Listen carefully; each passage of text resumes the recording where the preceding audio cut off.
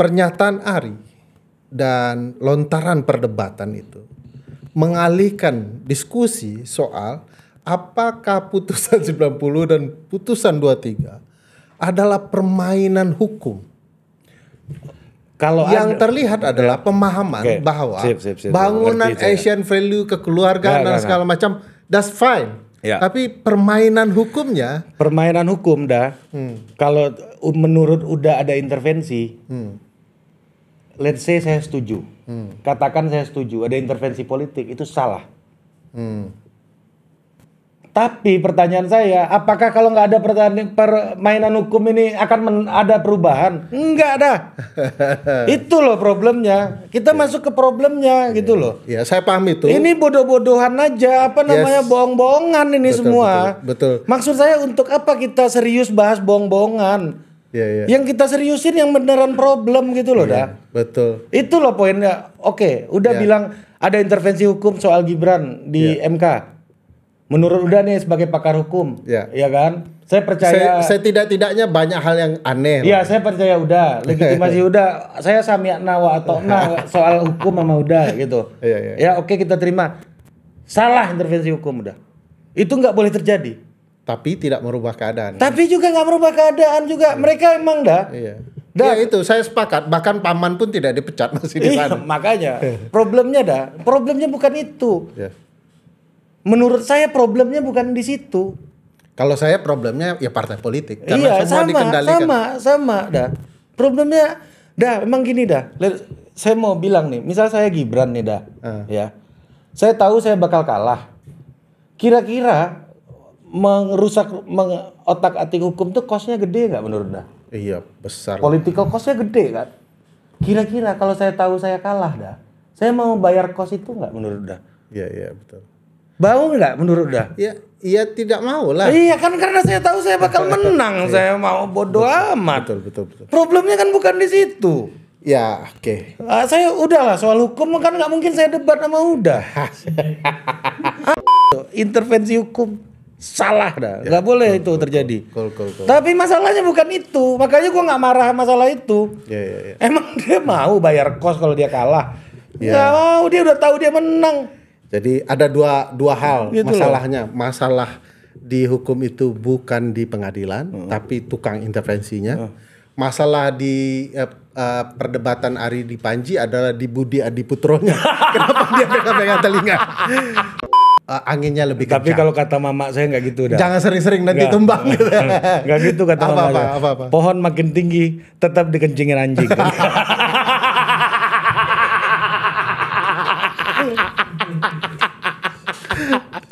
Jadi Assalamualaikum warahmatullahi wabarakatuh. Waalaikumsalam warahmatullahi wabarakatuh. Ini podcast bahasa Padang ya ini ya. Oh boleh. Ketemu lagi di podcast saya. Kali ini kita ketemu orang yang sedang dicari-cari di muka bumi. Ari Asian Value Putra. Human rights juga ada. Human rights ya. Banyak lah. Saya senang Ari datang. Thank you udah diundang mau kasih banyak. Terima kasih banyak. Saya ketika mau ketemu Ari disuruh dua hal secara tidak langsung dengan Ari. Apa? Suruh baca tulisannya yang agak lebih clear menjelaskan perspektifnya dan membaca buku-buku lama soal Asian values yang mempertemukan gagasan human rights Asia dan cara cakrawala barat. Tapi kita belum cerita ke sana lah. Kita mau mengenang-enang lah. Saya ingat kenal Ari itu sudah sebelum 2020 sudah bersapa. Udah tahu lah. Siapa yang nggak tahu udah? Astagfirullah. Iya kan? Tapi 2020 itu saya ingat agak ngobrol panjang dengan Ari. Nah, saya bilang, ini Ari Valdo ini yang pintar kayaknya Ari. Enggak gitu dah. Enggak lah. Punya keahlian masing-masing. Panjang kita diskusi di trotoar jalan Menteng dekat sini ya. Dengan Ari, panjang cerita, saya amati cara berpikirnya. Saya senang cara berpikir politiknya yang realistis. Enggak juga sebenarnya. Nah itu di satu sisi itu ada benturan-benturan cakrawala kita ya. Pasti. Dan saya senang menarik pemikirannya. Dan setelah itu ketemuan dengan Ari di beberapa peristiwa ya. Ya. Saya bahkan sempat cari soal Ari, dulu pernah di Demos juga ya. Pernah sama Mbak Ingrid dulu, Anton Prajasto. Gara-gara Ari keluar bubar Demos. Enggak. Sebelum bubar udah keluar saya. Keluar ya. Ya Mas Ae Priyono Tahu dulu kan. sama AE ya. Ya almarhum ya. Iya. Jadi merasakan konsep demokrasi. Blok politik demokrasi. Iya. Jadi yang versi idealnya dan versi realistisnya bertemu. Nah, saya waktu 2013 dah ke Kabupaten Batang, Jawa Tengah. Di situ Yoyo, Bupati Batang. Akhirnya saya 2 tahun ikut Yoyo. 2 tahun menjadi personal pelayan personalnya Yoyo lah. Apapun urusan Yoyo waktu itu saya urusin. Masa itu statusnya? Ya faktanya begitu. Istilah kerennya apa? ADC ada dari STPDN. Oh gitu. Ya mungkin kalau bahasa ini orang, real ya? Real. Saya 2 tahun bahkan Yoyo kan sekarang terpilih jadi anggota DPR RI dari Nasdem sekarang di Dapil Jateng 10. Itu tadinya nggak mau nyalek. Pas Lebaran, habis Lebaran saya nyetir mobil sama istri sama anak ke Salatiga ke rumahnya Pak Yoyo, meyakinkan Pak Yoyo, Pak, ketika Bapak menjadi politisi, Bapak itu bukan single fighter. Bapak harus bangun partai politik, berkeringat untuk partai politik. Sebelumnya dia nggak mau nyalek. Udah ditawarin Nasdem berkali-kali, dia ditawarin Nyagup nggak mau. Karena ketika ini kebetulan terkait dengan isu kita ya, soal dinasti politik gitu ya. Pak Yoyo adalah salah satu bupati yang menang melawan dinasti politik. Istri bupati incumbent yang dia lawan waktu itu. Hasilnya cuma kuat 1 periode. Dia langsung mengundurkan diri. Setelah periode kedua dia nggak mau maju, berhenti. Ketika approval ratingnya waktu itu saya ingat survei terakhir yang saya lihat tuh sekitar approval ratingnya Pak Yoyo itu sekitar 93%. Oh, bukan 80 ya? Bukan 93%, elektabilitasnya 87%. Oke. Tahu nggak elektabilitas kedua di bawah Pak Yoyo siapa? Siapa tuh? Istrinya 6%. Wah. Jadi Pak Yoyo 87, istrinya 6%, lainnya kecil-kecil. Yang lain kedua-duanya nggak mau maju. Dan dua-duanya nggak mau maju. Pak Yoyo, semua partai waktu itu yang ingin mendukung Pak Yoyo menyarankan istrinya yang maju dan Pak Yoyo nolak. Berarti Ari gagal dong jadi konsultan politik itu. Enggak, saya nggak konsultan politik dah. Saya kerja pemikir di balik layar lah. Ya, yang pertama kali bikinin akun medsosnya saya lah. Semuanya. Ya itu adminnya. Kalau lihat videonya foto Pak Yoyo dulu awal-awal yang jelek-jelek gambarnya itu, editan fontnya nggak jelas tuh saya bikin sendiri. Jadi desainer juga, jadi tukang foto gitu. Jadi waktu itu perjalanannya ini orang baik. Saya masih berpikir soal orang baik waktu itu. Ya. Sekarang nggak mikir lagi? Sekarang sistem yang baik. Sistem yang sehat, organisasi yang sehat, negara yang sehat sekarang. Karena saya merasa politik itu nggak cukup dengan permainan satu orang. Ini permainan kolektif. Ini cara mendorong sesuatu kepentingan dengan semangat kolektif gitu. Nah itu filosofi saya udah jauh berubah dari saat itu. Waktu itu masih percaya ke CEO komitmen, yang levelnya agency gitu, agent. Perubahan cakrawala itu apa gara-gara gagal menasihati Valdo Maldini? Valdo Maldini, karena yang mengajarkan saya adalah kegagalan. Pak Yoyo orang baik. Bung Hatta Anti Corruption Award 2015 bersama Bu Risma waktu itu. Bupati yang transparan, bikin budget yang terbuka, ya. Transparan, bikin semualah pameran anggaran segala macam. Pameran anggaran yang paling terkenal. Festival anggaran festival namanya. Ya festival anggaran yang terakhir disupport oleh TI itu ya. Disupport TI Mas Burhan. Yes. Nah, dan waktu 2003 festival anggaran yang terakhir dah, kebetulan saya yang in charge tuh waktu itu. Membantu Pak Yoyo semuanya. Dan Pak Yoyo waktu itu exposure-nya meningkat dan kita bersepakat gimana kalau kita coba ikhtiar maju di Pilkada DKI 2017. Waktu itu. Oke, katanya kan. kan Bapak udah nggak mau maju lagi di Batang nih. Iya. Traumatik kan. Karena memang berat. Berat ya. Ya, nanti kita bisa ngomong apa alasannya berat itu. Terutama orang-orang yang bermain single fighter.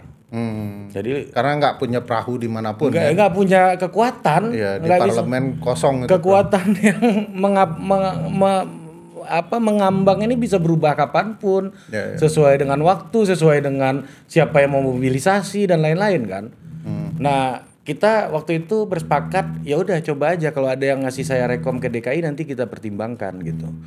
Kita coba untuk maju ke DKI dan disitulah perkenalan pertama saya sama Bang Sandiaga Uno. Oke. Ya, jadi waktu itu Gerindra masih mencalonkan Pak Sandi kan jadi calon gubernur tahun 2016 ya, tahun 2016 tuh. Jadi Bang Sandi masih jagoannya Gerindra waktu itu. Saya bertemu private sama Bang Sandi nemenin Pak Yoyo berkali-kali waktu itu. Dan saya dan timnya Bang Sandi sangat intens berkomunikasi waktu itu. Dan kita juga harus lihat realita politik waktu itu kan. Gimana caranya Bang Sandi udah kayaknya chemistry-nya cocok sama Pak Yoyo. Kita harus mikirin yang lain juga nih dah.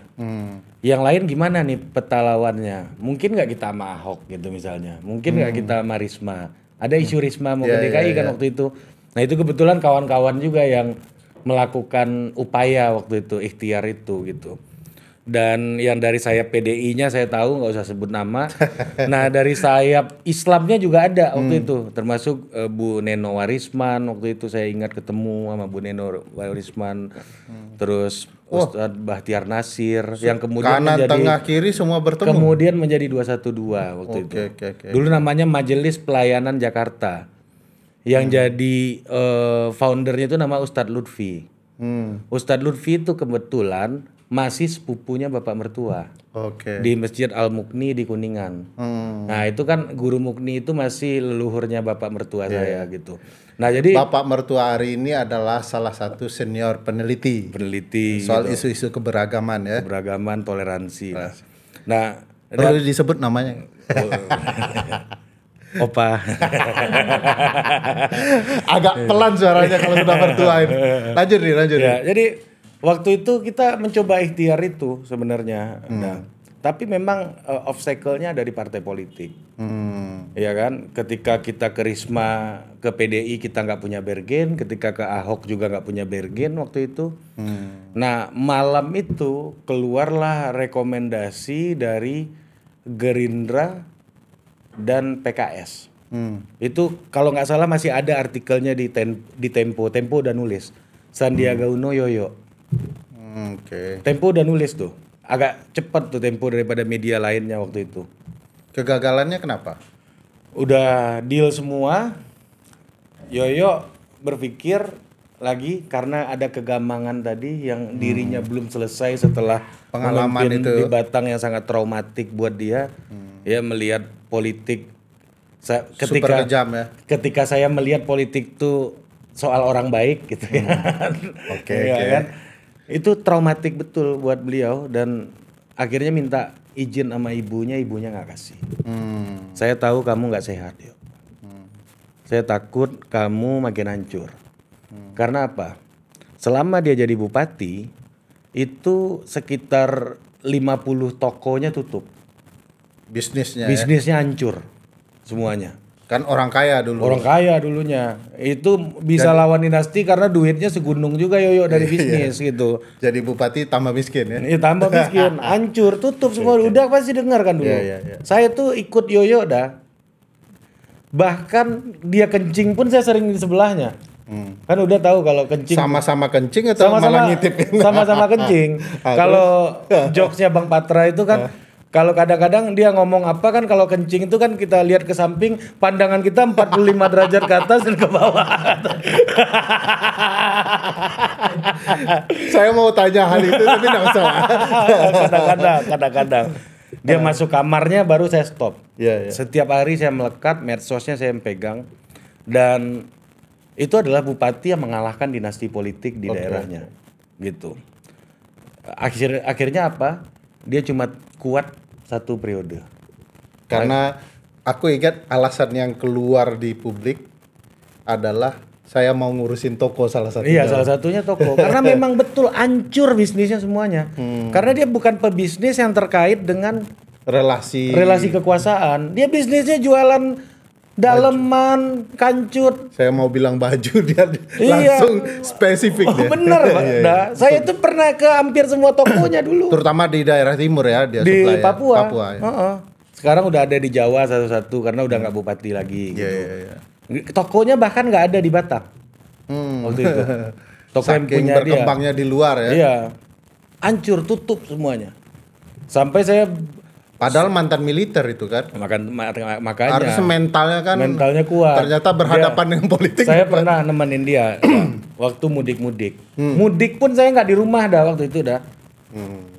Pantas sudah agak hilang aroma Padang ya. Makanya Tadi makan rendang tadi agak kepedasan saya lihat. Dah Ferry kaget. Saya bisa bahasa Jawa tadi. Apa artinya itu kata? Filosofinya bisa dijelaskan. Ya, saya jelaskan filosofinya tadi kan. Tapi saya waktu itu ingat tentara kan, keker ya kan. Dia terus ini dah. Waktu mudik ada rumah sakit Kim namanya di situ di Batang itu. Itu ada tes ini. Apa namanya? Tes Tentu. apa stres pemudik ini. Kan dulu belum ada tol kan, jadi lewat Pantura kan. Ya dulu kan ada pos-pos. Pos-pos itu ya, pos-pos untuk ngecek psikologis pemudik gitu. Bupati lah yang jadi peresmiannya. Baru bangun tidur nih segar habis olahraga. Ayo kita jalan Ar, dipanggil saya Ar kan. Yo Ar, gitu kan. Jalan lah kita kan. Pas sampai situ, silakan Pak Yoyo diresmikan. Dia ambil alat itu, ternyata stres berat hasilnya. Padahal sedang gembira. Sedang gembiranya baik-baik aja, nggak ada apa-apa, baru bangun tidur. Nggak nyetir, nggak apa. Karena di back mind-nya mungkin tersimpan banyak problematika ya. Kayaknya rusak mentalnya. Rusak. Saya tuh pernah nggak nyambung sama dia 2 bulan loh. Bersama terus, tapi nggak bisa ngobrol. Karena mungkin dia mikirin yang lain ya. Iya mikirin ini kalau kadang-kadang tuh ini nggak tahu ya boleh diomongin tapi sorry ya Pak Yoyo ya ini menurut saya lucu aja Pak. Kalau Bapak marah ya silakan nggak apa-apa kan kita udah nggak ada hubungan lagi sekarang. Gitu. Gimana? Jadi dia itu lagi bangun tidur, Ar, udah ada yang antri depan. Udah Pak banyak. Jadi kan rumah bupatinya buka 24 jam tuh. Main anak-anak di situ ada biang lala segala ada macam. Fasilitas. Umum ya? Orang-orang bikin acara di situ, bikin perpustakaan dan nggak ada satpam yang nanyain absen segala macam gitu. Memang terbuka aja halaman rumah bupatinya itu. Dia buka sampai ketika dia udah mau udahan jadi bupati itu pagarnya itu ketutup ini dah, ketutup apa namanya ini tanah karena udah saking lamanya nggak pernah ditutup itu gerbang. Jadi buka terus numpuk tanah di situ dah. Terus udah rame belum Ar? Nah, saya tanya Septa nama ajudannya, mana Mas? Udah rame belum? Bapak nanya. Udah Mas. Terus saya lihat kan, oh iya udah rame nih. Terus Pak Yoyo jalan ke depan, terus lihat dari pintu kan, Bupati nih. Ngelihat dari pintu kayak gini, tutup lagi pintu besi jeruji gitu kan. Aduh Ar, banyaknya coklat semua. Dia lihat PNS pun udah geter dia. Lihat PNS pun dia takut waktu itu. Karena apa tuh proposal pernah dibohongin, pernah ditipu, pernah dikerjain. Ini karena coklat yang PNS atau coklat PNS, satu lagi? Coklat PNS. Kita coklat satu lagi belum kenal waktu itu. Belum sampai situ dah. Okay. Pergaulan masih lokal waktu itu. Belum sampai ke situ. Ini coklat semua. Aduh, pusing. Ini perspektif orang baik nih. Kayak gini ya hasilnya gitu yang saya lihat nih pelajaran dari kegagalan nih. Oke. Dan dia masuk lagi. Ya udah panggilin sesuatu. Opo? Udah tak tekan gitu. Udah malas-malesan aja udah. Jadi ini adalah salah satu bagian penting dari pengalaman politik praktis Ari ya. Iya, saya ikut Untuk Yoyo. menjelaskan orang baik juga punya pengalaman pahit di sistem perpolitikan Dan kita. saya yakin banyak yang seperti Yoyo. Untungnya Yoyo masih Bung Hatta Anti Corruption Award. Kalau yang lain mungkin ada yang terbawa arus.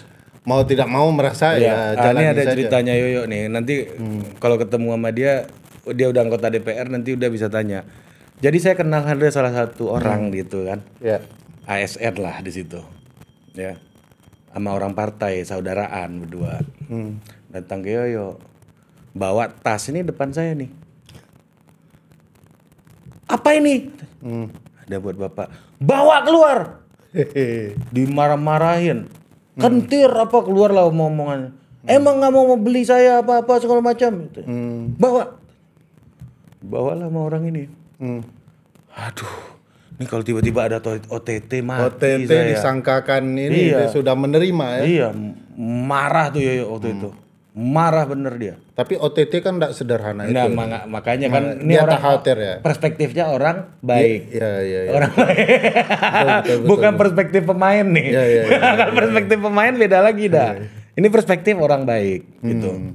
Perspektifnya adalah kita melihat orang baik yang berusaha untuk berpolitik gitu. Bawa pergi gitu kan. Yoyo kan memang ada naif-naifnya gitu kan. Jadi dia kesel sama orang ini. Besoknya kalau ketemu kan ketakutan lihat Yoyo tuh. Menghindar gitu orang yang habis dimaki ini. Pernah suatu hari orang ini nggak sadar. Di situ ada Yoyo. Tasmu masih. Dibisikin. Ampun pak, gitu. Tapi poinnya begitulah realita politik gitu. Bahwa orang-orang sekitar orang politik itu menyangka politisi kita itu seakan selesai dengan uang semuanya. Nah, tapi itu kan pengalaman penting Ri, dari pengalaman Ari ya. Iya. Ada orang baik dan tidak hanya kita yang bilang dia berhasil. Iya. Termasuk Andy Bayuni, Iya, banyak. Lucky Jani di Pungatan Corruption Award. Saya manggil Lucky DJ ya. Lucky DJ. Wah, Ya. udah sehat beliau. Udah sehat, sudah bisa ngomong. Tapi kemarin terakhir masih pakai alat bantu, tapi katanya akan dilepas. Ya mudah-mudahan sehat Bang Lucky. Nah di poin itu Ri, pengalaman baik itu bukannya harusnya jadi pengalaman bahwa orang baik ini harus didorong terus. Nah ini problematikanya kenapa ini, orang baik ini sulit? Ini satu lagi nih, bukan orang baik sulit dah. Orang baik itu ujiannya banyak gitu. Itu lebih tepatnya kayak gitu. Ujiannya berat. Ujiannya berat. Idealnya kan nggak gitu. Orang baik harusnya dimudahkan langkahnya dong. Asik. Iya kan? Mulai kajian-kajian nih. Ini kan iman nih. Ini soal iman nih kan. Kalau kita beriman, ya, ngomong perkara iman nih. Biasanya orang kalau saya ngomong kalau kita beriman tuh ketawa semua biasanya. Tapi berhak lah sama papa mertua kan pasti diskusi-diskusi agama lah. Kalau kita beriman dah, orang baik harusnya dimudahkan langkahnya. Tapi faktanya di politik nggak gitu. Itu realitas yang saya alami bertahun-tahun melawan dinasti politik juga itu dan mengalahkan dinasti politik. Akhirnya Yoyo cuma sanggup 1 periode dan kabur dari Batang dan nggak datang ke Batang lagi selama bertahun-tahun sampai ke pemilu kemarin. Nah, yang kedua pengalaman saya masuk keluar kampung di Kabupaten Bogor yang katanya dinasti juga di situ. Ketika sama Valdo Maldini 2019.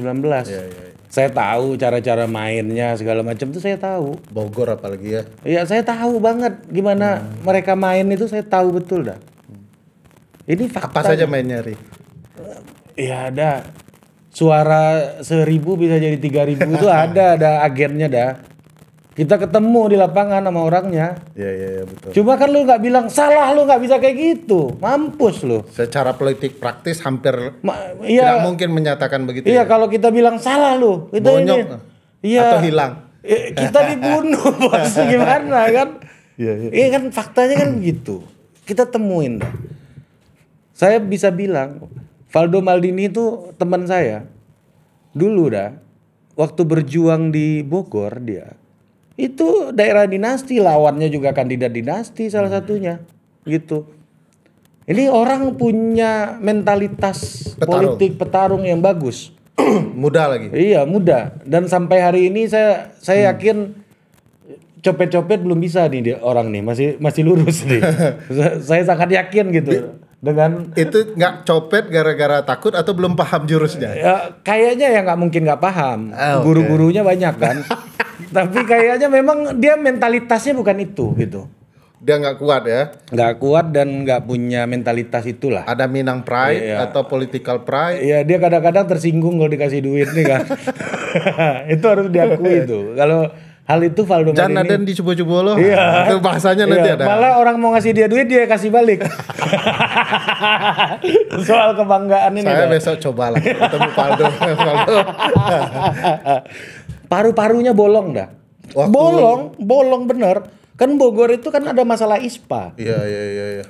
Dia keliling ngirup udara. Bolong dah. Saya itu pernah sama dia masuk kampung di Jasinga. Padahal bapak yang perokok candu ya. Iya, dia juga sebenarnya. Tapi kan parah bapak saya lihat. Parah dia. Tapi nggak jebol. Sama sebenarnya dah. Sama parahnya saya dan Valdo.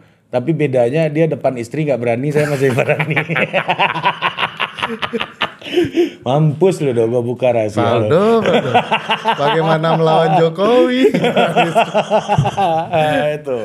Kalau jadi saya pernah datang ke Jasinga jam 4 pagi gitu. Itu lihat ada satu anggota DPR, saya nggak usah sebut namanya, DPRD provinsi dia sekarang. Apa itu? Berapa suara kita di situ? Kok cuma tinggal 15 katanya. Hilang barang ini. Udah itu lampu yang saya kasih kemarin kita bongkar lagi. Saya ngelihat depan mata saya ada kejadian fakta kayak begitu dah. Orang yang udah berbuat nih buat masyarakat, suaranya pun hilang dah. Ini problem kita nih. Udah berapa banyak dia habisin duit di situ. Kalah. Valdo Maldini lawan dinasti pernah mau masuk ke suatu wilayah, saya sebut kecamatannya Megamendung di Bogor. Itu nggak bisa masuk. Dihalangi orang. Karena kita udah ini gitu. Udah apa? Udah milih, ada punya milih gitu. Nggak boleh masuk. Karena mereka mau menghalangi ya. Iya, saya kasih uang buat Valdo waktu itu dah. Walaupun uang saya terbatas dari bisnis-bisnis kecil-kecil segala macam. Saya masih punya toko lah. Berarti salah saya selama ini ya. Tanya Valdo. Dia bayar saya nggak? Berpikir dia bayar saya nggak? Sebagai teman dibantu udah Valdo. Abis ini udah undang Valdo. Soalnya kan Valdo itu dekat dengan kekuasaan. Ya makanya. Rupanya nggak pandai pula cari duit. Ya kadang-kadang saya berpikir kayak gitu juga. Ini dekat sama kekuasaan kok nggak ada ke kita. Duit kita yang habis ya. Waktu di Bogor, kamera Valdo yang teman-teman lihat di medsosnya itu saya yang beliin. Silakan tanya dia. Udah tanya dia ke sini. Valdo. Nyusahin banyak orang. Enggak, ini kan kontribusi yang buat perspektif lagi. Gue harus invest ke orang baik. Oke. Gue keluar uang loh. Tanya Valdo, dia bayar gue nggak selama di Bogor? Tanya deh. Nanti undang ke sini dah. Ya, jangan-jangan waktu video Ari bilang, nih orang harus berhasil. Kalau nggak kita habis nih semua. Karena habis juga duit. Enggak. Itu dia udah punya bauir baru. Waktu kita masih angel investor scratch waktu itu. belum kita memulai bersama waktu itu kesepakatannya, dan yang kita lawan itu udah. Saya ingat betul. Valdo tuh habis total dah waktu di Kabupaten Bogor dengan 40.000 suara dan nggak masuk.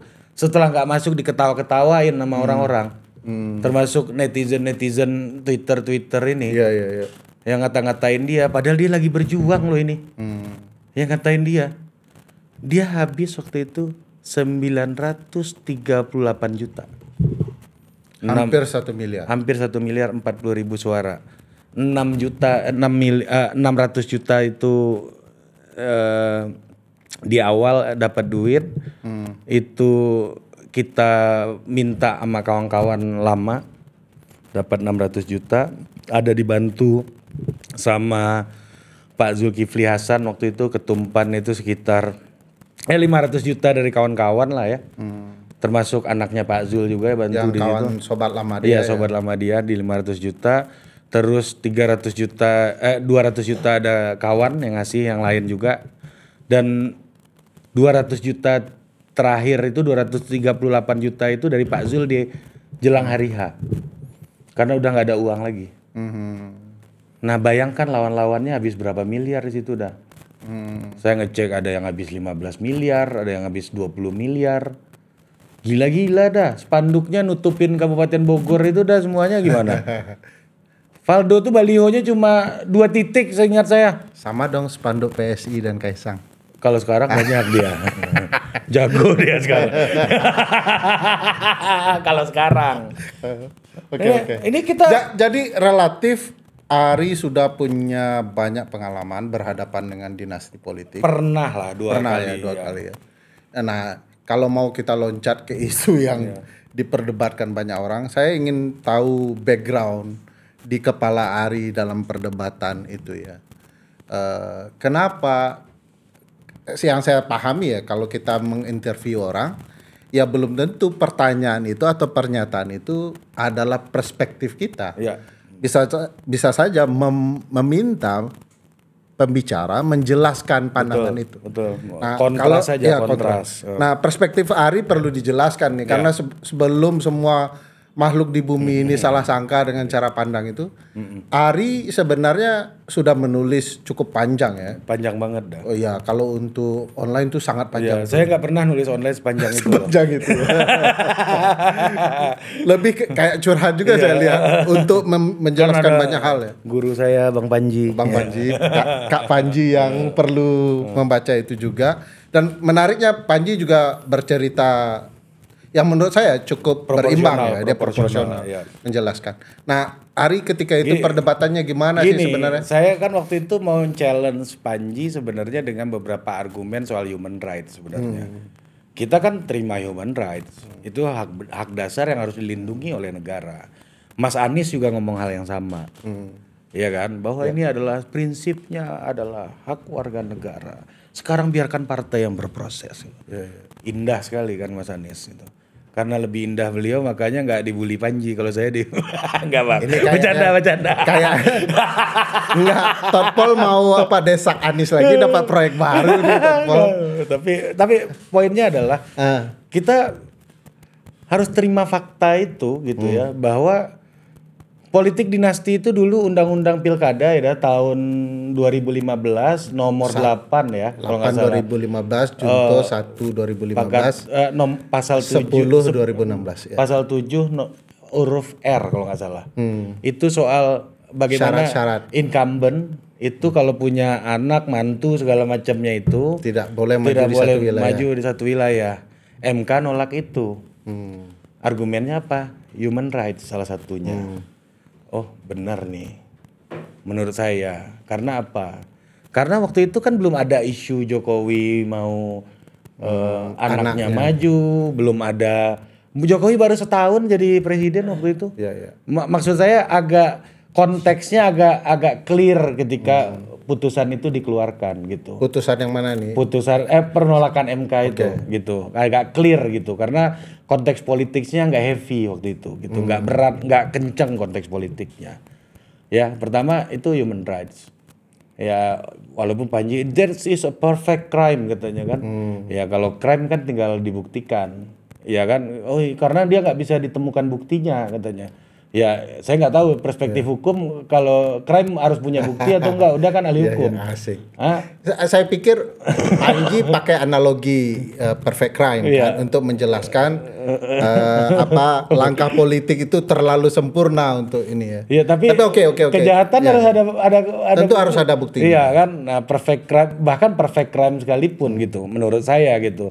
Saya ya agak terus terang agak nggak siap aja dengan respon Panji waktu itu. Padahal sebenarnya kalau ditanya argumen-argumen saya juga udah nyiapin sebenarnya, tapi memang nggak siap. Akhirnya isi kepala saya berantakan waktu itu dan ya udahlah, gimana caranya kita tetap stay dengan show yang ingin kita bikin, bahwa tujuannya adalah untuk mendengarkan opini Panji, menggali opini Panji, dan juga promo show mensreanya seperti yang diminta oleh timnya Panji kepada Total Politik gitu. Atau kena bahasa Inggris cut the stupid shit. Iya memang kita Terkejut juga. jangan-jangan gue udah abis itu gue bilang, emang gue bodoh kayaknya ya. Gitu. Jadi tapi nggak apa-apa. Ini bagian dari cara kita merayakan kebebasan berpendapat dan berekspresi gitu. Nah balik lagi ke soal human rights, itu argumen dari MK. Saya ingat waktu itu Prof. Saldi Isra juga bilang. Mulai mengadu-ngadu saya dan guru saya. Enggak, itu argumennya ada di tulisan Oke, saya kok ya, saya masukin. siap. Bahwa itu nggak proporsional. Harusnya incumbent-nya yang nggak boleh abuse of power, bukan subjek lain di luar incumbent, kata beliau. Jadi ada argumen itu yang mengatakan bahwa human rights, baru-baru ini Prof. Mahfud juga ngomong yang sama. Iya. Ya kan nggak bisa dilarang itu katanya kan. Ya jangan-jangan memang fakta kalau bahasanya Jansen Sittindaun ini bukan Asian value tapi constitutional value gitu. Gitu. Jadi memang ini dilema, harus diakui dilema. Ya kan? Di satu sisi ketika saya yakin ya Prof. Saldi semuanya yang waktu itu terlibat membuat putusan itu ditolak, membuat MK menerima putusan untuk membatalkan ya soal ke atas ke bawah ke samping itu ya undang-undang dinasti lah gitu, anti dinasti, undang-undang anti dinasti itu MK menolak itu, menerima menolak mengabulkan putusan itu gitu ya. Saya yakin orang-orang yang ada di situ, ini keyakinan saya ada, tidak tutup mata terhadap kecenderungan koruptif dari politik dinasti di masa depan. Oke. Namun mereka tidak bisa mengabaikan pelanggaran hak asasi yang pasti terjadi ketika ada orang yang dilarang untuk mencalonkan diri gitu. Ini dilemanya ada di situ. Kadang-kadang kan yang mendewasakan kita dalam hidup kan dari satu dilema ke dilema yang lainnya gitu. Nah tapi oke lah, ini human rights ya kan, keputusan negaranya udah begitu gitu. Tapi problemnya sebenarnya menurut saya gitu, apakah dinasti itu yang membuat kompetisi tidak fair?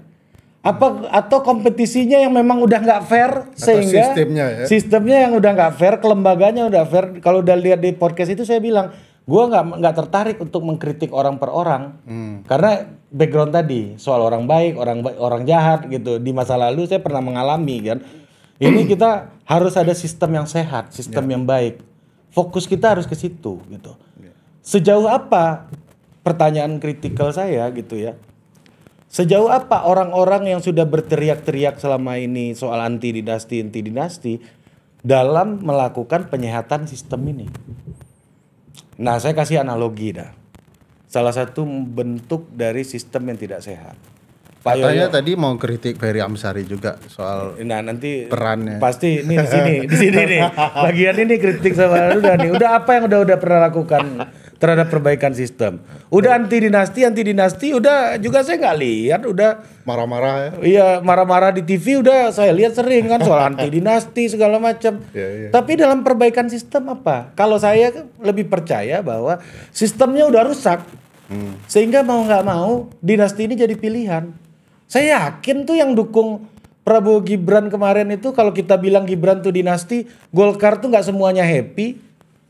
Dukung Gibran, yakin saya kalau saya sebut nama juga saya bisa sebut nama orangnya. Apalagi kalau ditanya di Golkar Sumatera Utara ya. Iya, kalau mau sebut nama nih, tapi kan orangnya mau sebut silakan. Iya, jangan nanti kawan ini terancam pula karirnya kan. Kita kan harus mikirin orang juga kan, iya kan. Saya yakin di PAN juga belum tentu semuanya, ada yang keluar yang saya tahu ada yang sampai hari ini orang dekat sama Pak Zul gitu, yang masih komplain sama Pak Zul soal ini. Saya tahu orangnya. Saya dekat sama orang ini juga. Tadinya anggota DPR.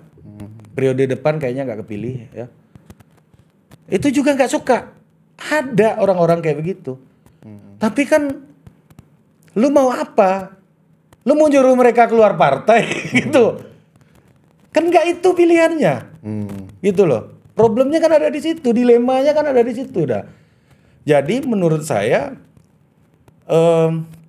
problemnya jauh lebih fundamental, bahwa sistem kita yang rusak. Sistemnya ini yang rusak nih, kelembagaan demokrasi kita ini yang rusak. Saya mau kasih contoh dah. Udah tahu berapa PDI Perjuangan pemenang pemilu itu dapat dana banpol per tahunnya 2019. Berbasis kursi berapa tuh, Ri? Banpolnya PDI setahun itu sekitar 20 miliar. Banpolnya Gerindra tuh 16 miliar. Saya lihat LPJ tadi. Gak cukup tuh ya. 20 miliar setahun dah. Ini goblok-goblokan aja nih kita nih. Nggak usah kalau saya mau kasih hitungan teknokratiknya juga bisa, tapi tentunya bukan ini forumnya. Iya. Kalau ini kan forum jago-jagoan aja kan. Ngeliatin kuasa-kuasaan aja nih forum ini kan. 20 miliar dah setahun. Ya. PDI ini partai pemenang pemilu, kursi terbanyak 128 kursi di DPR RI. Iya. 20 miliar setahun. 5 tahun 100 miliar. Sekarang saya tanya, TPS di Indonesia ada berapa? 800 ribuan. 800 ribu kali 1 juta deh, paket hemat. 1 TPS buat saksi segala macam, makannya segala macam, 800 miliar dah. PDI punya dana banpol berapa? 100 miliar. 700 miliarnya lagi nih pakai apa ditutupin? Oke, DPRD segala macam kita iniin lah. Let's say 250 miliar dia dapat duit semuanya. Masih sisa 450 miliar dah untuk TPS doang. Iya. Negara ini yang nyuruh politisi kita maling gitu loh. Itu yang saya bilang sistem kompetisinya udah nggak benar. 450 miliar dari mana? Disitulah yang masuk ngisi, udah bilang dinasti. Disitulah yang masuk nanti oligarki yang udah bilang Bisnis tambang. Semua itu masuk ke situ. Yang partai teman kita ini apa, sawit putih. Sawit paten kan. Paten sawit. Itu dah. Jadi ngisi spernya ini. Ini bisa antu belau, maling, setan, iblis segala macam yang ngisi ini dah. Mereka kan butuhnya 800 miliar nih. Dari 250 miliar mereka masih margin sekitar masih defisit 450 miliar. Itu kemana cari uang dah? Tapi pertanyaan besar dengan Cakrawala. Ini salah satu aja nih contoh ya. Cara Cakrawala Ari berpikir itu ada bahaya politik dinasti, dimaklumi secara politik praktis, ada godaan kebutuhan partai dan segala macam. Pertanyaan besarnya, kenapa solusinya seolah-olah ya membiarkan politik dinasti itu adalah hak azazi dan everybody happy kalau korupsi ya. Nah, kenapa gitu ya? Ya kenapa? Karena kita nggak punya pilihan yang tidak korupsi dan bikin happy. Itu. Terus kenapa saya tanya itu ke Panji? Kalau semuanya korup tapi bikin happy gimana? Ya. Karena kita nggak dihadirkan, nggak ada kemampuan. Saya rasanya nggak korupsi, tapi happy aja. Bisa ketawa sama Ari. Iya, makanya. Tapi kan udah kan bukan kebanyakan orang. Asik. Udah ada special one gitu. Udah Ferry ini kalau udah berfatwa hukum itu udah kun fayakun ini kan. teknik dia menendang Ferry Amsari. Nah maksudku nggak gini.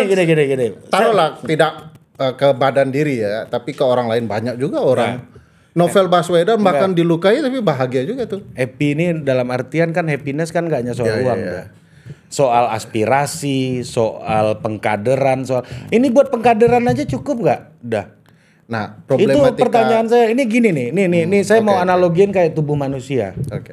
Kalau orang dikasih makan racun setiap hari, kira-kira asupan nutrisinya nggak kuat, kita percaya nggak dia kasih pilihan hidup buat kita?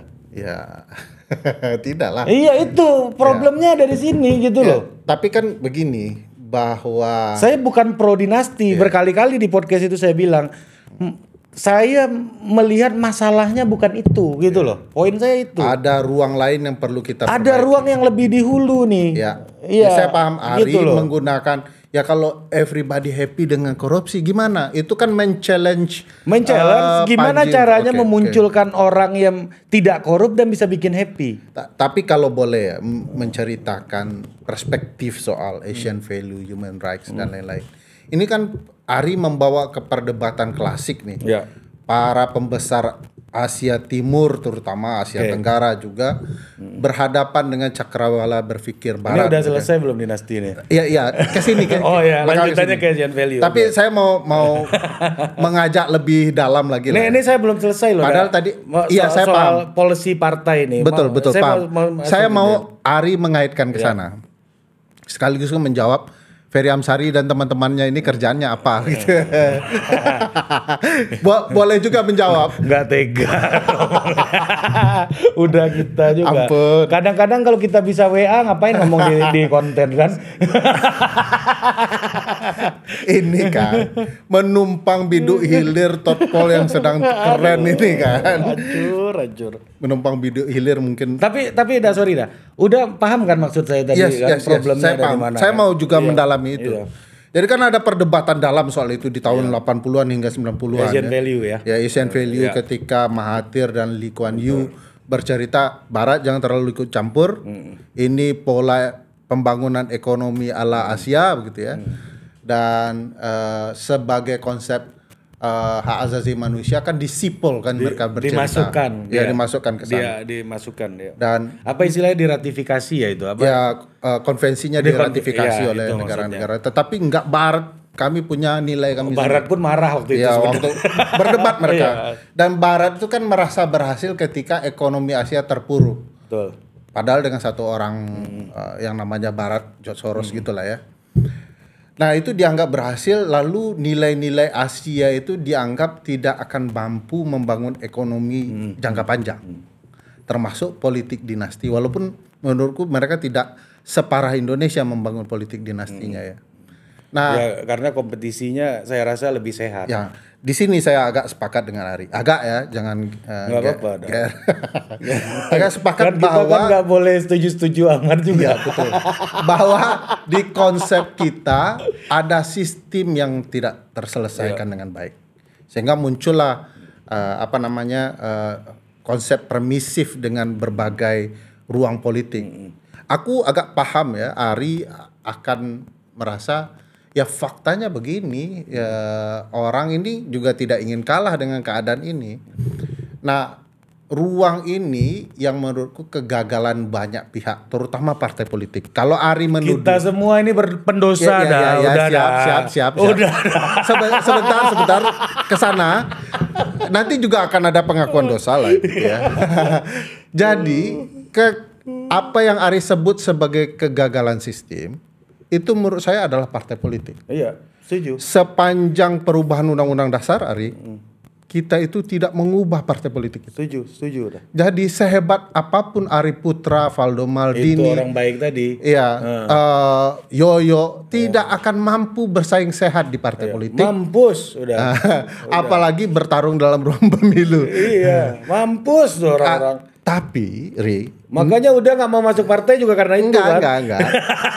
Ngaku aja udah. Saya dengan teman-teman partai sebagian besar cukup dekat. Iya, tahu. Terlibat di dalam upaya reformasi partai politik. Ketika orang lain meninggalkan itu. Setuju. Jadi saya bukan tetapi organisasi kami Mbak Titi dan lain-lain itu sekarang perlu Dem, Pusako. Mbak Titi paten tuh 4% dihapuskan tuh Iya. top Mbak Titi. Mbak Titi terbaik. Iya, lebih baik daripada Ferry Amsari. tapi kami bersama Ari sudah membujuk kawan-kawan partai politik. Tapi memang Ari benar, nggak ada niat itu. Susah. Mengubah sistem karena ini kayak sudah nyaman. Iya, itu Kalau kita masuk mengubah ini realitas yang mau kita rusak. Iya, dan saya setuju sama omongan Uda tadi. Pak Jokowi itu menikmati kerusakan ini. Iya. Karena dia menang terus. Kalau itu saya setuju. Iya, karena dia bisa menikmati kemenangan, tidak ada mekanisme yang kemudian merecheck apa yang dia lakukan karena partai tidak mampu. Ini contoh sederhana.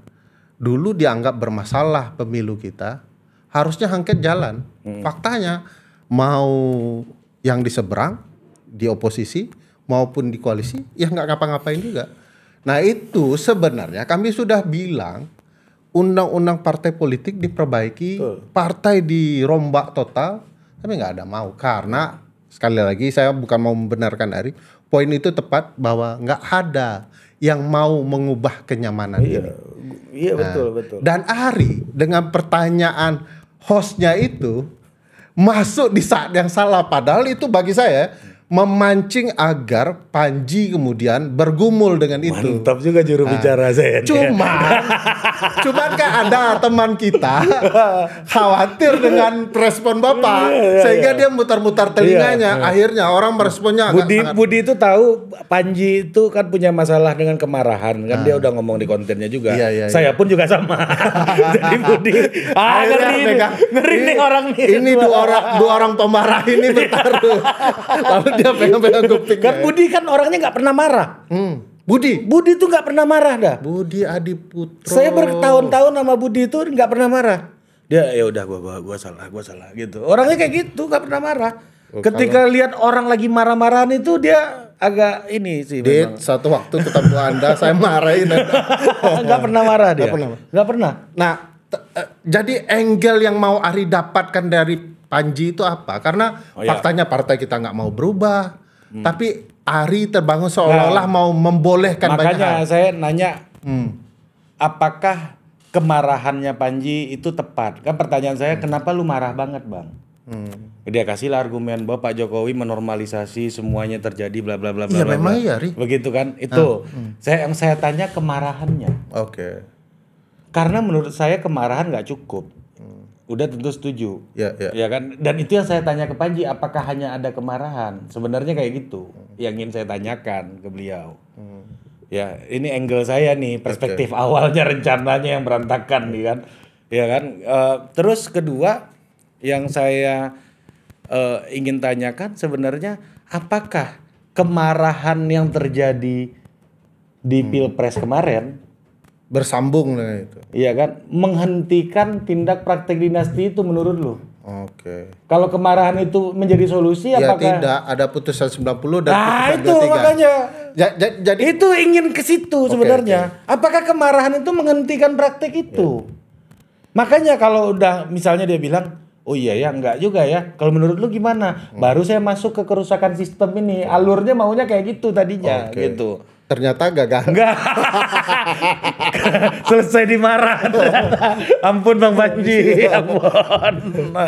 Tapi saya enggak marah dalam artian dia emosional ya, bukan mau. Nah, Anda bertiga cukup tenang. Cuman memang saling tajam. Tajam. Dan betul. Poin Anda yang sangat berbahaya itu terlalu minus keluarnya. Maksudnya minus keluarnya itu nggak tuntas. Betul, saya akui di tulisan saya mohon maaf. Saya mohon maaf ke yang publik, tidak terselesaikan dalam tuntas gitu. Ke orang-orang yang menangkap maksud saya mohon maaf yang sebesar-besarnya argumen-argumen saya nggak tuntas, mungkin karena saya kaget, mungkin karena kemampuan public speaking saya nggak sebagus Bang Panji. Itu gitu. Saya bantah. Kemampuan public speaking Anda levelnya sudah sangat tinggi. Problematikanya adalah bagi saya ketika perdebatan itu selain tidak tuntas dan Anda minta maaf di tulisan itu gaya minta maaf orang Padang juga. Walaupun sudah jadi Betawi, dia pandai juga cara minta maaf. Kan memang minta maaf karena nggak tuntas sudah. Menjelaskan.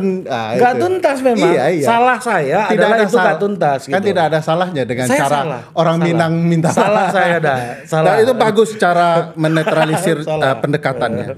Tapi kan begini Ari. Asian value gimana? Iya. Cara pandang Asian value Ari itu kan dibaca dalam media platform yang banyak orang tonton. Iya, betul. Sementara Bapak menulis ilmiah. Iya. Yang baca Ferry Amsari dan orang yang degeng yang Anda candain ini. Tapi saya gini dah. Fokus saya saya percaya bahwa di politik nggak bisa sendiri. Oke. Itu pertama. Minimal orang yang saya kenal itu nggak merasa bahwa nggak terframing dengan apa yang terjadi serangan terhadap kami kemarin. Minimal orang-orang yang sudah memang suka berdialog kayak udah. Memang orang yang pernah membaca argumen saya, yang tahu track record saya selama ini. Saya mau bicara pada mereka sebenarnya dalam tulisan itu. Kalau publik umum ya ada. Kalau Bapak Ari berbicara dengan teman-teman seperti saya, kami mengerti itu perdebatan. Kami menikmati di titik tertentu. Kalau udah syukur, tapi kan, ada yang kecewa dah. Ya. Karena ini saya tulis penulisan ini adalah respon terhadap kekecewaan beberapa teman kepada saya sebenarnya.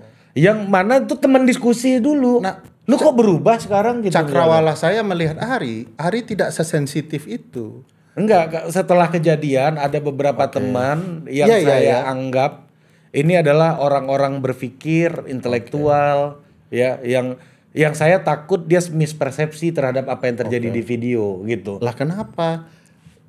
Orang-orang seperti kita berteman, Ari kan akan merasa ya, mereka akan mengerti kenapa orang ini tiba-tiba menganggap Ari berubah. Apa karena sudah kaya? Enggak lah. Belum kaya dah. Belum mau lah ya. Insya Allah. Atau dia kan kita teman-teman itu melihat Total Politik belum dapat iup tambang dah. Udah. Jangan mikir kita kaya juga dah. Kalau diajak nerima. Ya kalau ada bahasanya kawan kemarin. Kalau Jenderal Bintang 3 bisa kita olah bahas katanya. Mas katanya. Tapi akuntan publik A3 ini nggak mampu kita. Untuk melakukan itu ternyata kualifikasinya berat. Tapi kan ada juga yang dapat IUP itu serahkan ke perusahaan lain. Iya, memang tujuannya kayak gitu kan katanya. Ya asik. Iya kan. Nah, soal kita belum dapat. Kalau kembali ada lagi. YouTuber jangan-jangan udah dapat juga nanti.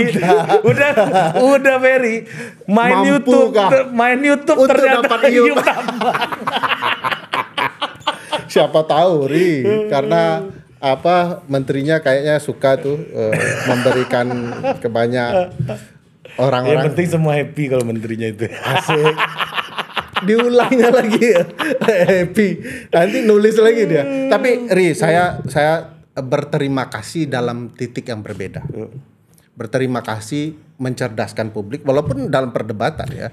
Walaupun kan ada yang menuduh Ari sedang memberikan respon yang bisa ditangkap oleh orang yang cara berpikirnya berbeda. Tapi saya ingat ada tulisan oleh Burr namanya. Soal Asian value dia menuliskan dan itu menarik. Dia mengatakan dia datang ke rumah seorang profesor seni Asia katanya. Lalu orang itu menawarkan makanan Asia. Dan kebetulan dia sakit perut. Makanannya itu potensial membuat sakit perutnya bertambah. Dia bilang ke profesornya, mohon maaf saya tidak bisa makan makanan Anda.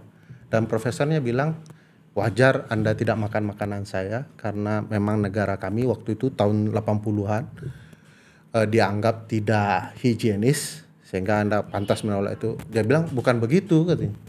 Saya merasa Cina adalah negara yang maju dan saya sakit perut bukan karena ingin menolak makanan Anda. Dia profesor Cinanya berbalas gitu ya. Saya paham negara Anda jauh lebih hebat daripada negara saya dan bla bla bla. Ada dua value yang berbeda di dua orang ini. Satu value-nya ingin memuji-muji bangsa lain. Satu lain yang tidak ingin berbasa-basi bahwa dia nggak bisa makan karena sedang sakit perut gitu ya. Dalam cerita itulah dia menjelaskan soal Asian values yang ada di perspektif orang Asia dan bagaimana orang Barat melihatnya. Dan itulah yang saya tonton terjadi ya antara Ari dan yang lain-lain gitu ya. Tidak hanya sama Panji ya. Sama Adit juga begitulah ya. Dia punya mungkin perspektifnya yang lain. Saya merasa begitu juga. Saya sulit memahami Cakrawala everybody happy itu. Dalam perspektif anti korupsi misalnya. Tapi saya coba mau lihat dari angle Ari. Dan saya juga agak sulit bercerita soal dinasti politik. Karena problematikanya bukan di human rights-nya. Problematikanya bagaimana permainan curang direkayasa. Jadi dipotong peraturan di saat proses sedang berjalan. Itu kan bohong-bohongan ya, semuanya itu udah. Saya tahu. Kalau umurnya cukup lebih kalah lagi itu udah. Nah, iya, cacat prosedur aja menurut udah kalah, apalagi umurnya cukup. Yes. Ini kan sistemnya ini yang rusak nih dari awal gitu loh. Karena itu saya paham angle Ari bahwa untuk memperbaiki ini tidak hanya boleh bicara soal pertandingan dalam konteks satu pasal. Betul. Sistemnya. Betul. Tapi pertanyaan kami yang bergelut juga di dalam sistem untuk memperbaiki teman-teman partai. Teman-teman partai kan tidak semudah itu. Tapi gini, saya yakin dah kalau ada insentif yang besar tadi, kebutuhan partai terjawab, penataannya akan bisa dilakukan. Ini contohnya Ari, nih. saya potong di bagian Iya. itu, sorry. Kami yang mengusulkan beban partai setiap tahun itu dibayar 100% oleh negara. Faktanya adalah teman-teman partai tidak melakukan pelaporan yang signifikan, itu fakta, Ari. Jadi akhirnya support kita ke partai politik akhirnya disambut kekecewaan oleh publik. Saya ingat betul tuh, sekjen partai dan bendahara partai waktu itu 10 partai berjanji di depan KPK dan institusi lain untuk memberikan laporan. Dan faktanya setelah ditambah mereka malah itu problematika, Ri. Betul, saya setuju. Apakah saya putus asa dan teman? Enggak, Ri. Enggak, saya ngerti maksud udah.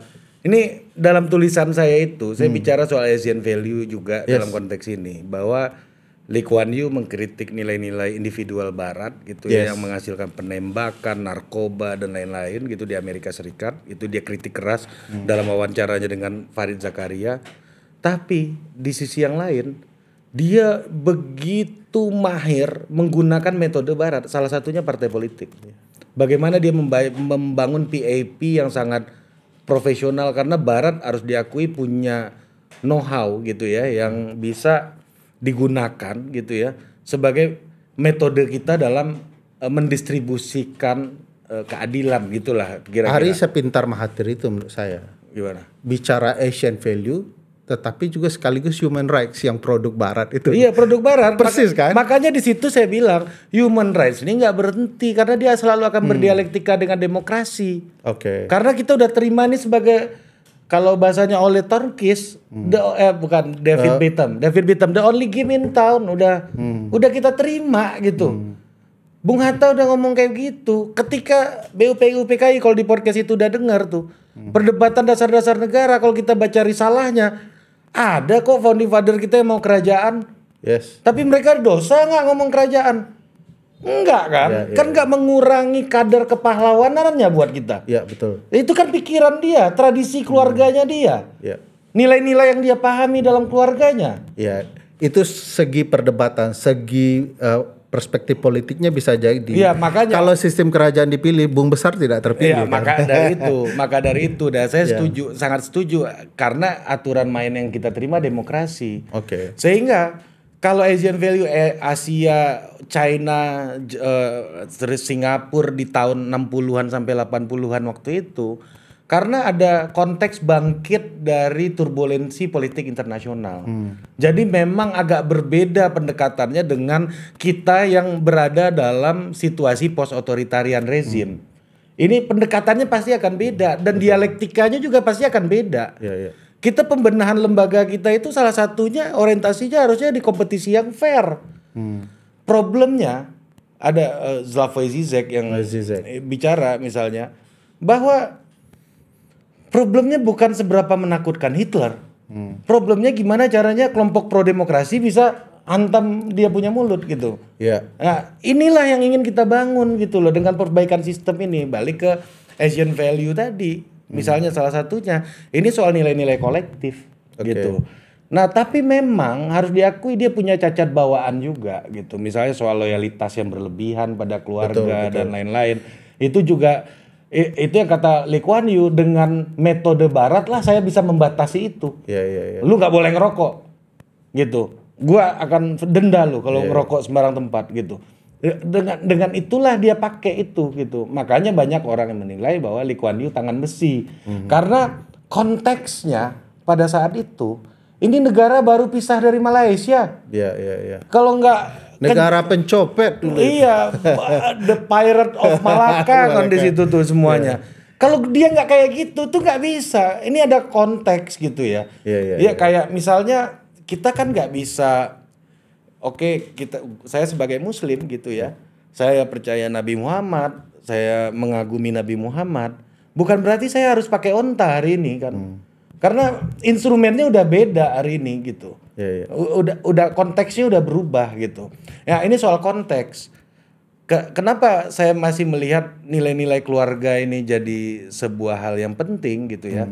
Pertama, lagi-lagi kita harus akui bahwa partai politik itu adalah barang baru buat kita. Ya, Pak, baru ada jelang kemerdekaan lah. Kita baru kenal itu. Beda sama Barat yang udah lama kenal partai politik gitu, udah ratusan tahun. Amerika negaranya ada, baru ada partai setelah itu. Ini barang baru buat kita. Ya, terus terang aja nih barang baru. Dan dalam membangun kelembagaan dan tradisi kelembagaan itu kan memang butuh dialektika, butuh darah gitu ya. Butuh gagal, try and error, apa yang kita lihat salah, apa yang kita lihat benar. Saya yakin Dafer datang ke partai-partai politik itu, ya kan? Ya jangan-jangan mereka itu nggak punya kesadaran apa itu partai yang ada di kepala Dafer yang sama gitu. Betul itu. Jangan-jangan gini, ini tanah kosong karena lu nggak mau masuk, ya udah gue bangun keluarga gue di sini. Mau apa lu gitu? Lu nggak mau masuk, lu biarin kosong daripada nggak ada yang ngisi gitu. Maka, saya kan pernah bercanda di depan Ari di acara Kelakar ya, bahwa tidak ada partai politik di Indonesia. Ya, itu lebih radikal lagi udah. Yang ada adalah perusahaan keluarga. Gitu. Lebih radikal lagi dah Ferry. Itu jadi perusahaan keluarga kan karena ini lapak kosong nggak ada yang ngisi. Betul. Kalau mau masuk babak belur bos. Nah, saya mau menunjukkan rasa sayang teman-teman di penggiat demokrasi, kepemiluan ya. Kami itu pernah berbisik ke teman-teman partai. Siapkan perbaikan partai segera. Sebab kalau CEO ini tiba-tiba bermasalah, partai Anda itu akan jadi ladang pertumpahan darah. Betul. Nah, kalau Asian values di partai ini tidak dipersiapkan dengan baik, dengan cara yang benar, wah hancur nih. Hancur. Ini sekarang partai yang udah transisi aja kan belum banyak. Baru Demokrat kayaknya. Partai yang udah sebut perusahaan keluarga ya, maksud saya ya. Hampir semua partai. Iya, hampir semua partai ada, tapi ada yang perusahaan, ada keluarganya 3, ada keluarganya 1, ada keluarganya 2, ada Padahal keluarganya 4. saya sudah menahan tidak sebut nama dia. Beda-beda gitu. Ya, Nah, tapi lagi-lagi menurut saya ya seperti dalam tulisan juga saya jelaskan misalnya. Keluarga Joyo Hadikusumo itu udah ada sebelum Republik ini ada. Yes. Ya kan, bahwa mereka udah melayani masyarakat sejak sebelum Republik ini ada gitu. Kemudian masuk dari kakeknya lagi. Margiono, Pak Sumitro, baru Pak Prabowo. Akhirnya mereka melembagakan nilai-nilai itu di di partai politik, yaitu Gerindra hari ini gitu misalnya. Ini agak berat saya menyetujui Ari, tapi that's okay. Itu realitasnya. Okay. Realitasnya itu yang terjadi. Okay. Walaupun saya akui ini belum empirik banget nih studi saya ya, tapi bagi saya ini yang hasil observasi saya kayak gitu. Misalnya kita lihat orang Gerindra itu kan gampang banget mengetahuinya ini Gerindra atau bukan nih. Dari mana tuh? Dari gayanya agak tentara-tentaraan gitu kan. Iya kan? Lari-lari pagi. Kalau itu Demokrat. Tapi memang ada nilai keluarga yang muncul di situ dan keluarga ini yang pro dalam negeri dari zaman Pak Margiono dulu. Itu kan keluar dari pidato-pidatonya Pak Prabowo yang nasionalistik, ultranasionalistis, bahkan ada yang menganggap demagogis gitu. Itu tuh kan nggak hal yang muncul 1-2 hari, tapi ada proses historis yang panjang gitu. Nah, bagi saya ya seperti halnya di Singapura gitu misalnya Lee Kuan Yew itu punya nilai-nilai keluarga Lee itu. Kemudian dia lembagakan lewat PIP. Ini observasi saya gitu ya, pikiran saya nih. Dia lembagakan, dia berdebat di situ sama Raja Ratnam, sama teman-temannya yang lain gitu ya untuk melembagakan itu gitu. Akhirnya dia jadi Perdana Menteri di Singapura. Jadi Perdana Menteri jalan sampai tahun 90-an awal gitu kan. Dia harus berhenti. Dia pilih seorang kepala pelabuhan namanya Goh Chok Tong gitu ya. Untuk masuk PIP. Karena udah ada nilai-nilai itu ya. Goh Chok Tong itu tau dah. Dia itu harus kursus bahasa Melayu dulu dah. Karena nggak paham sama sekali. Karena nggak bisa bahasa Melayu. Ada aturan itu. Lu kalau mau jadi politisi di sini, ya kan? Selain bahasa Inggris ya harus Melayu. Inggris, Chinese ya. Chinese-nya apa Kanton apa gitu. Saya nggak tahu persis ya. Yang ketiga itu Melayu. Dia kursus dulu dah. Karena ini nilai di partai ini tadi nih. Dia kursus bahasa Melayu, akhirnya Lee melanjutkan pada Gocok Tong. Dan yang menarik, si Biji Lee ini, Lee Hsien Loong, itu lagi kuliah di Cambridge. Kuliahnya mathematics waktu itu.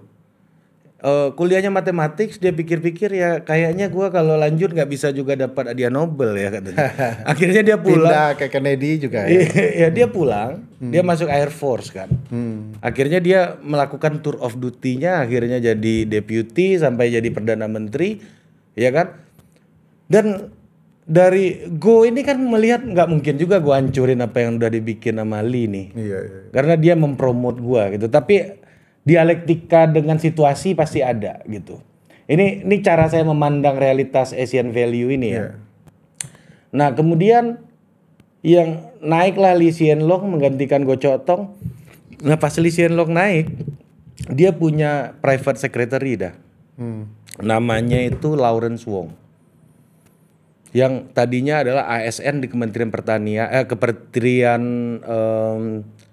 Perdagangan ya. Dia itu bukan dari sekolah favorit Raffles di Singapura. Jadi dia sekolah biasa gitu. Kemudian kuliah di Ivy League gitu kan.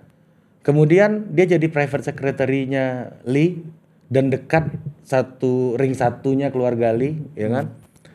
Dan dia ngerti gitu value itu gitu misalnya, ya. Dan akhirnya hari ini dia jadi perdana menteri, Lawrence Wong gitu. Itu juga sama melewati proses yang sama gitu. Nah dalam realita ini saya mau mengatakan bahwa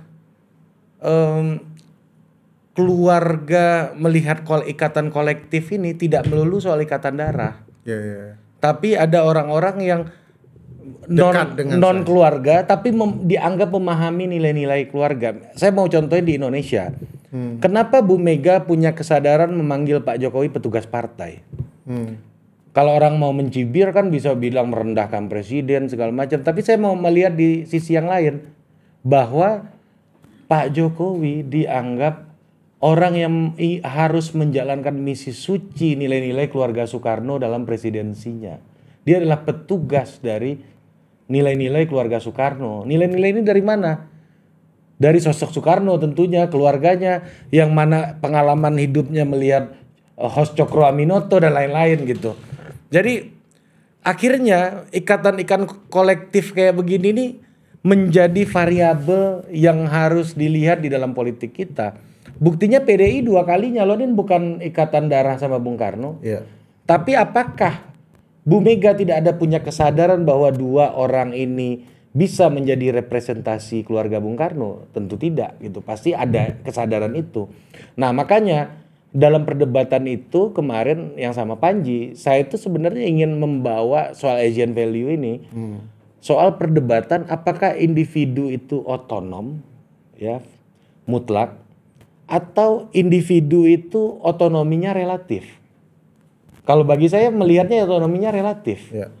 Dia punya pilihan yang bebas, tapi sekaligus dia harus mewakili nilai-nilai keluarganya. Apa ya udah Ferry jadi intelektual pasti ada nilai-nilai keluarga tertentu gitu misalnya. Saya percaya itu gitu dalam hal ini. Nah ketika prakteknya kekeluargaan itu menjadi menyatu dengan kelembagaan politik gitu ya di Indonesia, saya melihat itu sebuah praktek yang sulit sekali dan bahkan tidak mungkin untuk dilepaskan. Karena orang-orang tokoh-tokoh yang masuk ke politik ini kan mempunyai kesadaran seperti itu. Ya misalnya kita nyalek aja deh, nyalek aja dah. Udah memang nyalek yang pertama kali udah dekatin siapa? Emang orang jauh. Pasti logika sederhananya walaupun belum tentu yang semua memilih. Pasti keluarganya dulu yang ngerti nilai-nilainya dia gitu. Nah jadi beda sama misalnya EOC nyalek di New York, dia bicara soal kesetaraan, soal apa itu kan buat kita itu asing sebenarnya gitu loh dalam praktek politik kita gitu. Nah saya mau melihat bahwa soal Asian value itu ada pada tataran itu gitu sebenarnya. Ya itu satu sisi yang lain kalau mau di tema yang sama tapi agak bergeser ya. Saya melihat kepintaran Ari di sana. Udah. Ini bukan marah-marah ini orang, bukan pujian. udah. Ini saya menikmati ya, dikritik boleh, dipuji boleh. Tapi saya mau bilang begini. Pernyataan Ari dan lontaran perdebatan itu mengalihkan diskusi soal apakah putusan 90 dan putusan 23 adalah permainan hukum. Kalau yang terlihat adalah pemahaman bahwa bangunan Asian value kekeluargaan dan segala macam, that's fine. Ya. Tapi permainan hukumnya, permainan hukum dah. Kalau menurut udah ada intervensi, let's say saya setuju, katakan saya setuju ada intervensi politik, itu salah. Tapi pertanyaan saya, apakah kalau nggak ada permainan hukum ini akan ada perubahan? Enggak ada. Itu loh problemnya. Kita masuk ke problemnya gitu loh. Ya, saya paham itu. Ini bodoh-bodohan aja, apa namanya, bohong-bohongan ini semua. Betul. Maksud saya untuk apa kita serius bahas bohong-bohongan? Yang kita seriusin yang beneran problem gitu loh, dah. Betul. Itu loh poinnya. Oke, udah bilang ada intervensi hukum soal Gibran di MK. Menurut udah nih sebagai pakar hukum, ya kan? Saya percaya. Saya tidak-tidaknya banyak hal yang aneh. Iya, saya percaya udah. Legitimasi udah. Saya sami'na wa ata'na soal hukum sama udah gitu. Ya oke, kita terima. Salah intervensi hukum udah. Itu nggak boleh terjadi. Tapi tidak merubah keadaan. Tapi juga nggak merubah keadaan juga. Mereka emang dah. Ya itu saya sepakat. Bahkan paman pun tidak dipecat masih di sana. Makanya problemnya Problemnya bukan itu. Menurut saya problemnya bukan di situ. Kalau saya problemnya ya partai politik. Karena semua dikendalikan. Sama dah. Problemnya emang gini dah. Saya mau bilang nih, misal saya Gibran nih dah. Ya. Saya tahu saya bakal kalah. Kira-kira merusak otak-atik hukum tuh cost-nya gede nggak menurut dah? Iya, besar. Political cost-nya gede kan? Kira-kira kalau saya tahu saya kalah dah, saya mau bayar cost itu nggak menurut dah? Iya, betul. Bau nggak menurut dah? Iya tidak mau lah. Iya kan, karena saya tahu saya bakal menang. Saya mau bodoh amat. Betul. Problemnya kan bukan di situ. Ya oke. Saya udahlah soal hukum kan nggak mungkin saya debat sama udah. Apalah wah ini? Bukan.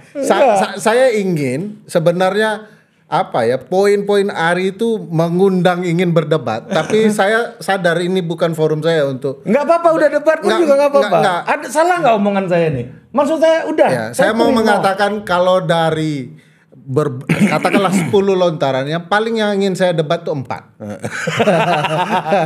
Karena ada hal-hal krusial sebenarnya. Tapi sekali lagi, bagi saya ini forum bagi Ari untuk menjelaskan cakrawalanya, dan saya ingin semua orang dengar dulu cakrawala tuntas. Tapi soal putusan otak-atik udah taruh di teaser nih.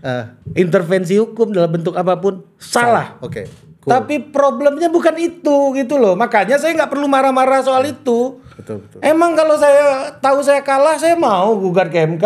Jadi saya bukan marah juga ke MK, kesal doang. Makanya kesal. Emang saya mau kesal ke MK?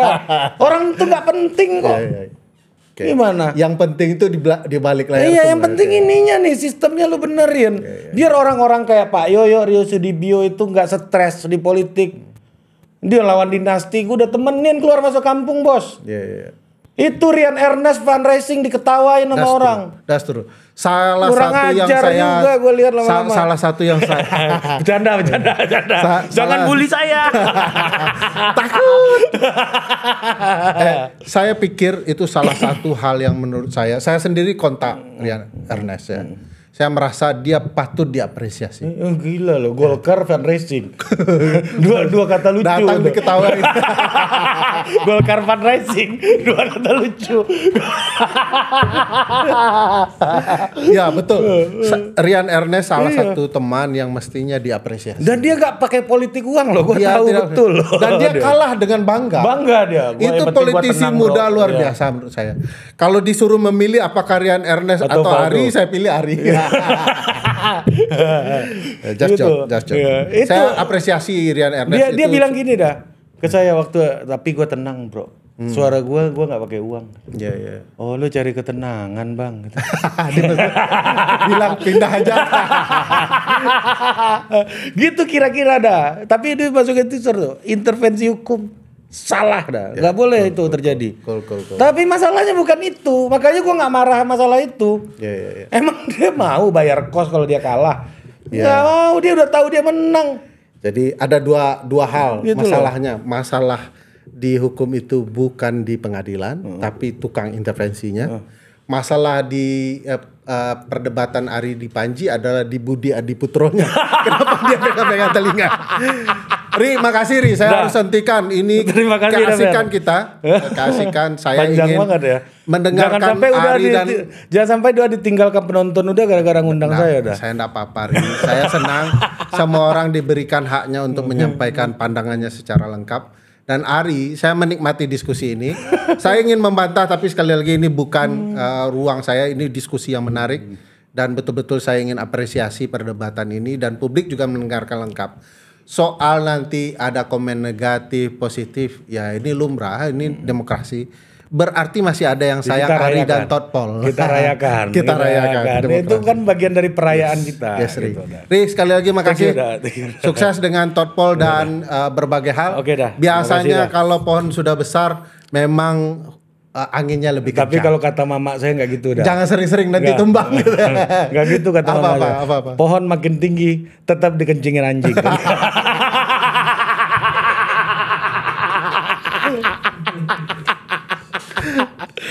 Jadi saya senikmat inilah diskusi dengan Ari dengan perbedaan-perbedaan kami, dan Ari menyuguhkan banyak hal yang menarik dan penting. Assalamualaikum warahmatullahi wabarakatuh.